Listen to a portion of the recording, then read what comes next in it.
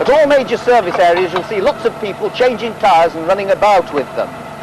Hardly surprising really when you consider that a major team can use anything from 150 to 300 tyres per car on an event like the Lombard RAC.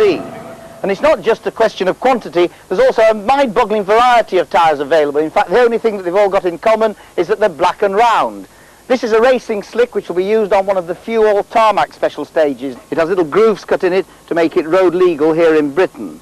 These have been cut by a splendid machine that has been developed for the purpose. They used to be cut by hand, but it was considered to be by far the most boring job in the world of tyres. But 90% of the tyres used are these forest tyres, and again there's choice, different tread patterns for different types of stages, whether they're tight and twisty or long, fast and open. And there are also different compounds. Although these tyres all look alike, there are in fact 3 different compounds for use in different temperatures. For example, in icy conditions, you'd use a soft compound. And talking of weather conditions, we have our favourite snow tyres. These were very useful last year, you'll remember. Very narrow, they cut through the snow to get better traction. In rallying circles, we call them bicycle tyres. And finally, something new for this year, mousse. That is the French for this cellular foam which is inside the tyre and threatens to make punctures, as we know them, a thing of the past.